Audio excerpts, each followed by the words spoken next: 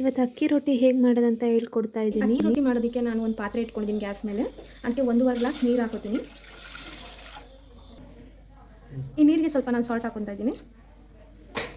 ಇದು ಚೆನ್ನಾಗಿ ಬಿಸಿ ಆಗಕ್ಕೆ ಬಿಡಬೇಕು. ಈಗ ನೋಡ್ತಾ ಇರ್ಬೋದು ನೀರಲ್ಲಿ ಚೆನ್ನಾಗಿ ಬಬಲ್ಸ್ ಬರ್ತಾ ಇದೆ. ಇವಾಗ ನಾವು ಅಕ್ಕಿ ಹಸಿಟ್ಟು ಹಾಕೊಳ್ಳೋಣ.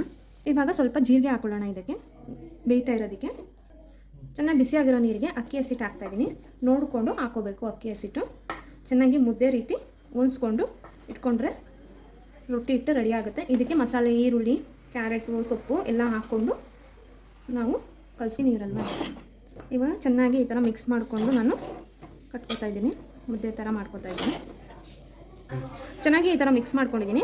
ಈಗ ನಾವು ಈ ಥರ ಮುದ್ದೆ ಕಟ್ಟೋ ರೀತಿ ಅದಕ್ಕೆ ತಂದಿಟ್ಕೊಂಡಿದ್ದೀನಿ. ಇದು ಸ್ವಲ್ಪ ಆರಕ್ಕೆ ಬಿಡಬೇಕು, ಬೇಕೆಂದರೆ ಬಿಸಿ ಇದೆ ಅಲ್ವಾ. ನಾವು ಬಿಸಿ ನೀರಿಗೆ ನಾವು ಕಲಿಸ್ಕೊಂಡಿರೋದು. ಇದಕ್ಕೆ ಈರುಳ್ಳಿ ಆರಿದೆ. ಇದಕ್ಕೆ ನಾನು ಸ್ವಲ್ಪ ಈರುಳ್ಳಿ ಹಾಕೋತಾ ಇದ್ದೀನಿ. ಈರುಳ್ಳಿ ಸೊಪ್ಪು, ಕರಿಬೇವಿನ ಸೊಪ್ಪು ಹಾಕೋತಾ ಇದ್ದೀನಿ. ಸ್ವಲ್ಪ ತೆಂಗಿನಕಾಯಿ ತುರಿ ಹಾಕೋತಾ ಇದ್ದೀನಿ. ಸ್ವಲ್ಪ ಸಬ್ಸಿಗೆ ಸೊಪ್ಪು ಮತ್ತು ಪಾಲಕ್ ಸೊಪ್ಪು ಹಾಕೋತಾ ಇದ್ದೀನಿ. ಇವಾಗ ಇದನ್ನೆಲ್ಲ ಚೆನ್ನಾಗಿ ನಾನು ಕಲಿಸ್ಕೊತೀನಿ. ಉಂಡೆ ರೂಪಕ್ಕೆ ಮಾಡ್ಕೋತೀನಿ. ಅದಕ್ಕೆ ಹೊಂದಿಸ್ಕೊಂಡಿದ್ದೀನಿ. ಇವಾಗ ಇಲ್ಲಿ ಒಂದು ಶೀಟ್ ತೊಗೊಂಡಿದ್ದೀನಿ ರೊಟ್ಟಿ ಒತ್ಕೊಳ್ಳೋದಕ್ಕೆ. ಇವಾಗ ಒಂದು ಪೇಪರ್ ತೊಗೊಂಡಿದ್ದೀನಿ. ಇದಕ್ಕೆ ನಾನು ಸ್ವಲ್ಪ ಎಣ್ಣೆ ಮತ್ತು ನೀರು ಇಟ್ಕೊಂಡಿದ್ದೀನಿ ಹಚ್ಕೊಂಡು ಒತ್ಕೊಳ್ಳೋದಕ್ಕೆ. ಈಗ ನಾನು ಕೈಯಲ್ಲೇ ಒತ್ತೋದು. ಸೊ ಇಲ್ಲಿ ಫಸ್ಟ್ ನಾನು ಎಣ್ಣೆ ಎಲ್ಲ ಚೆನ್ನಾಗಿ ಹಚ್ಕೋತೀನಿ. ಇವಾಗ ಒಂದು ಉಂಡೆ ಮಾಡ್ಕೊಂಡಿದ್ದೀನಿ. ಈ ಥರ ಇದನ್ನು ನೀಟಾಗಿ ರೌಂಡ್ ಮಾಡಿಕೊಂಡು ಈಗ ಸ್ವಲ್ಪನೇ ಈ ಥರ ಪ್ರೆಸ್ ಮಾಡಿಕೊಂಡು ಹ್ಯಾಂಡ್ಸಲ್ಲಿ ಒತ್ಕೋತೀನಿ. ಕೈಯಲ್ಲಿ ಒತ್ತೋದ್ರಿಂದ ತುಂಬ ಟೇಸ್ಟಿಯಾಗಿ ಬರುತ್ತೆ ಮತ್ತು ತುಂಬಾ ಚೆನ್ನಾಗಿರುತ್ತೆ ಅಕ್ಕಿ ರೊಟ್ಟಿ.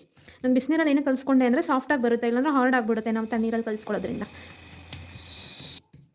ಈ ಥರ ಒತ್ಕೋತಾ ಇದ್ದೀನಿ. ಮಧ್ಯೆ ಏನಾದರೂ ನಮಗೆ ಒತ್ತೋಕ್ಕೆ ಕಷ್ಟ ಆದರೆ ಸ್ವಲ್ಪ ಎಣ್ಣೆ ಅಥವಾ ನೀರು ಇಟ್ಕೊಂಡಿದ್ದೀನಲ್ಲ ಅದನ್ನು ಈ ಥರ ಹಚ್ಕೊಂಡು ಈ ಥರ ಮಾಡಿಕೊಂಡ್ರೆ ಆರಾಮ್ಸಾಗಿ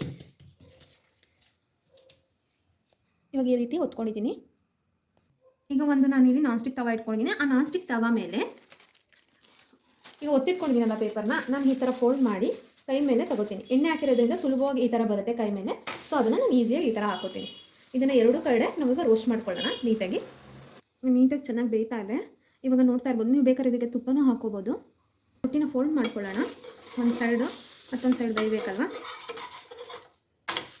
ನೋಡ್ತಾ ಇರ್ಬೋದು. ಇನ್ನೊಂದು ಸ್ವಲ್ಪ ರೋಸ್ಟ್ ಮಾಡೋಣ. ಒಂದು ಸೈಡ್ ಚೆನ್ನಾಗಿ ಬೆಂದಿದೆ ಅಲ್ಲ.